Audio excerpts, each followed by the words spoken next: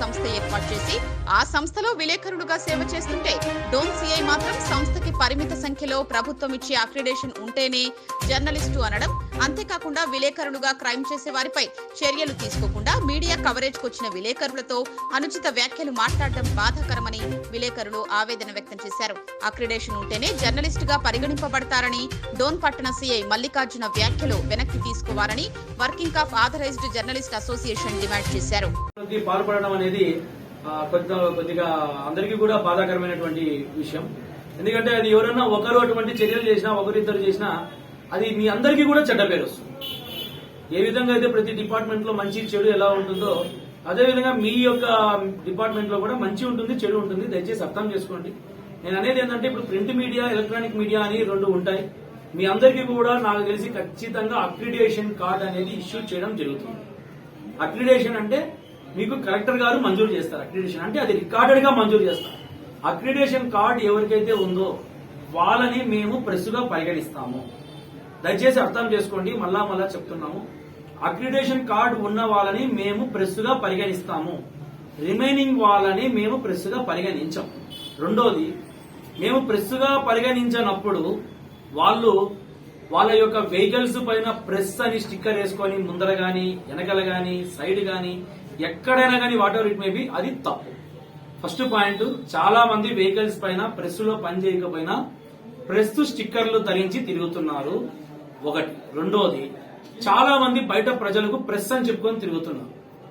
Press అని చెప్పుకొని తిరగడం గాని, లేకపోతే వాళ్ళతో పోయి మాట్లాడటం గాని, సంభాషించడం గాని, లేకపోతే కొన్ని ఆఫీసులు బయట కూర్చొని పంచాయతీలు చేయడం గాని, ఆఫీసులకు వచ్చే ప్రజలను వాళ్ళు మాటలతో ఆకర్షితులకు అయ్యే విధంగా చేసుకోవడం గాని, వాళ్ళు అధికారుల దగ్గరకు వచ్చినప్పుడు ఎవరి సహాయం అవసరం లేదు. ఫర్ ఎగ్జాంపుల్, పోలీస్ స్టేషన్కి వచ్చినప్పుడు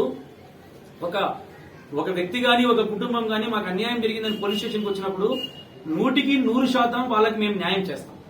100% వాళ్ళు ఏదైతే సమస్య పైన వచ్చినారో అది మేము చేయగలిగిన సమస్య అయినప్పుడు, న్యాయం చేయగలిగిన సమస్య అయినప్పుడు 200% మేము న్యాయం చేసి పంపిస్తాం.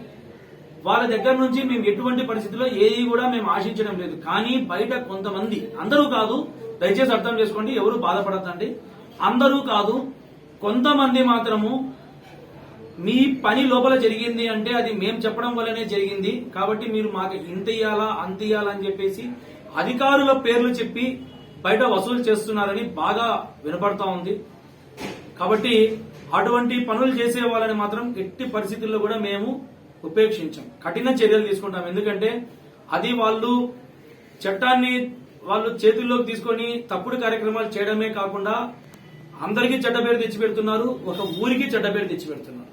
పంచాయతీలు చేయడము, బెదిరించి డబ్బులు వసూలు చేసుకోవడము, అధికారులకి మేమే చెప్పి మీ పనులు చేపించినామని చెప్పడము, డబ్బులు వసూలు చేయడము, బండ్లకి అక్రిడేషన్ ఉంటేనే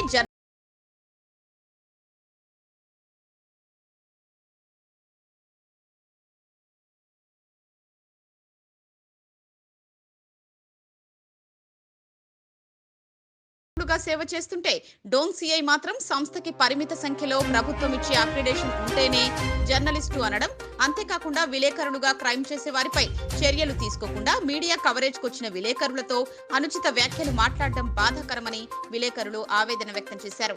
అక్రిడేషన్ ఉంటేనే జర్నలిస్టుగా పరిగణింపబడతారని డోన్ పట్టణ సిఐ మల్లికార్జున వ్యాఖ్యలు వెనక్కి తీసుకోవాలని Working of Authorised Journalist Association demand చేశారు.